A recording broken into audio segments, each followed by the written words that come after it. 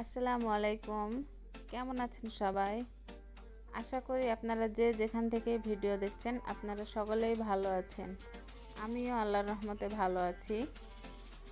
Bangladeshi blogger মুসলিমা চ্যানেলে আপনাদের আবারও স্বাগত জানাই। আমার আজকের রেসিপি খাসির মাংসের কালাভুনা বা মাটন কালাভুনা। খাসির মাংসতে যেহেতু অনেক চর্বি থাকে সেহেতু কালাভুনা করতে খুব ঝামেলা হয়, তো আমি সব থেকে সহজ উপায়ে খাসির মাংসের কালাভুনা বানাচ্ছি, তা আপনাদের সাথে শেয়ার করলাম। প্রথমে আমি সব ধরনের মশলা দিয়ে পেঁয়াজ রসুন দিয়ে ভালোভাবে মাখিয়ে আধা ঘন্টার জন্য রেখে দেব ম্যারিনেট করার জন্যে। আমার হাতে যেহেতু সময় কম এই জন্য আমি আধা ঘন্টার জন্য রেখে দিচ্ছি। আপনাদের হাতে সময় থাকলে 1 ঘন্টার মতো রেখে দিলে বেশি ভালোভাবে ম্যারিনেট হবে আর কি।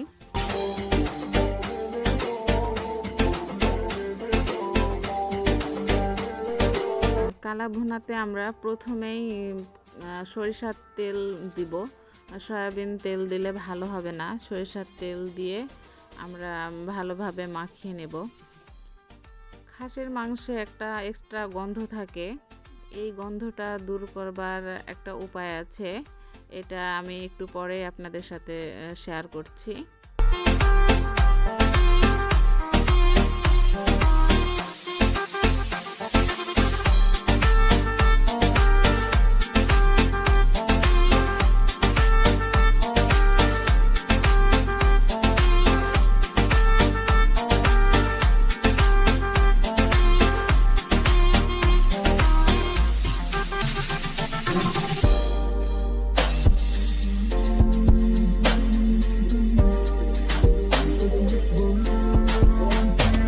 প্রথমে আমি মাংসটাকে ঢেকে 10 থেকে 15 মিনিট হাই হিটে জাল করে নেব।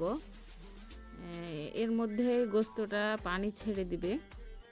পানিটা ছেড়ে দিলে আমি নেড়ে চেড়ে আবার ঢেকে দিব। মাংস থেকে যে পানিটা বের হবে এই পানিতে আমার মাংসটা সিদ্ধ হয়ে যাবে।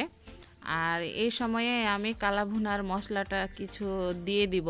এটা কয়েকবারে দিলে বেশি ভালো হয় কালাভুনা, এই জন্য আমি প্রথমে এটা মিক্স করে নিচ্ছি।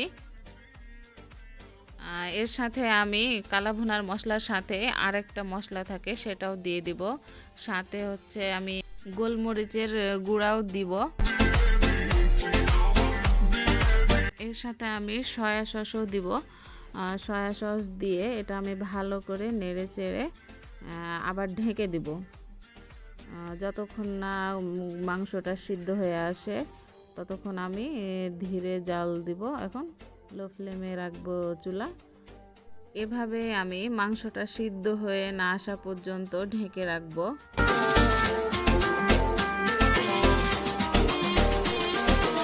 মাংসতে আমার যে পানিগুলো ছিল ওই পানিতে মাংসগুলো যেটুকু সিদ্ধ হওয়ার হয়েছে, এখন আমি হালকা পানি দিয়ে নিব যাতে আমার মাংসটা লেগে না যায়। আর লো ফ্লেমে রাখবো চুলা।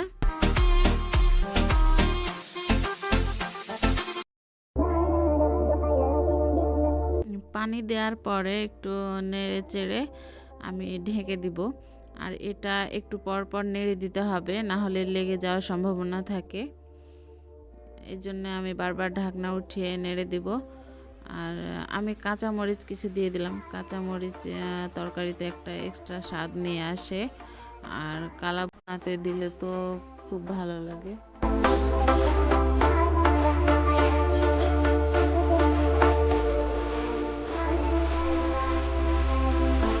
এখন মাংসটা আমি আর ঢেকে দিব না, এখন ঢেকে দিলে মাংসটা বেশি সিদ্ধ হয়ে যাবে, তখন ভেঙে যাওয়ার সম্ভাবনা থাকে।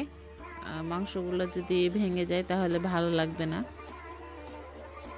এই জন্যে আমি ফাঁকা রেখে লো ফ্লেমে জাল করব।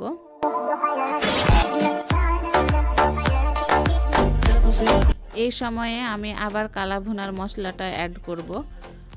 এটা যেহেতু বারবার দিতে হয় এই জন্য আমি এটা 2 বার দিয়েছি। আর সাথে আমি সয়া সসটাও ব্যবহার করছি।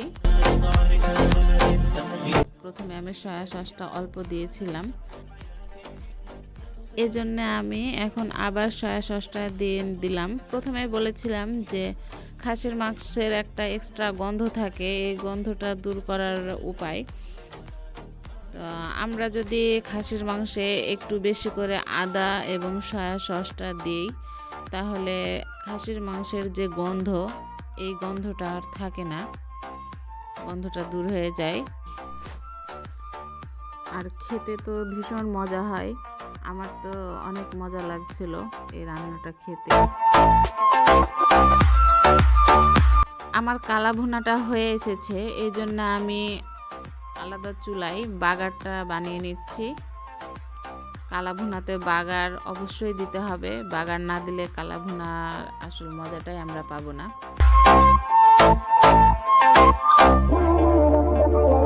বাগার হচ্ছে কালা ভুনার একটি মূল উপাদান।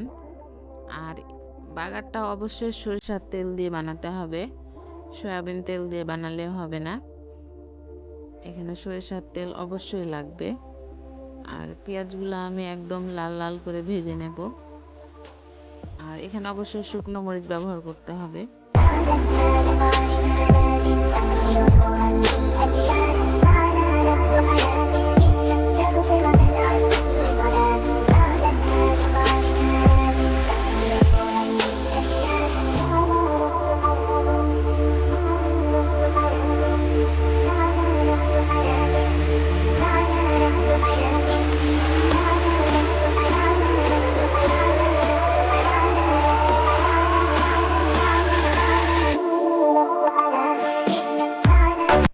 বাগারটা আমার হয়ে এসেছে, এখন বাগারটা আমি মাংসতে ঢেলে দেব। বাগারটা ঢেলে দেওয়ার পরে আমি মাংসটা ভালো করে নেড়ে চেড়ে মিক্স করে নেব।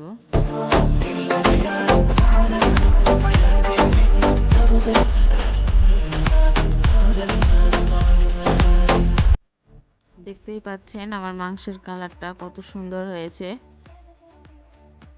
বাগার দেওয়ার পরে আমি কিছুক্ষণ জাল করে নিব, জাল করার পরে আপনারা দেখতেই পাবেন। দেখেন বন্ধুরা কত সুন্দর হয়েছে মাংসের কালারটা, আমার তো দেখেই খেতে ইচ্ছা করছে। আমি এটা রুটি দিয়ে খাবো, আবার ভাত দিয়েও খাবো, যেহেতু আমার আব্বু আম্মু এসেছে আজ, এজন্য ভাত রুটি দুটাই বানাইছি।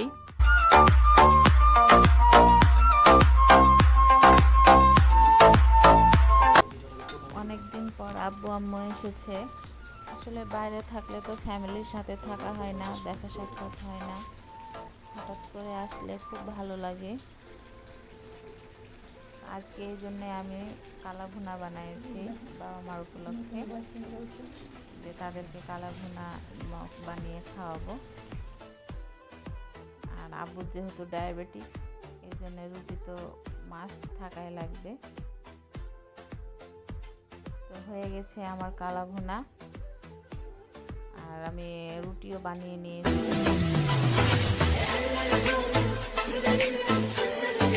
এখন খাওয়া দাওয়া শুরু হবে।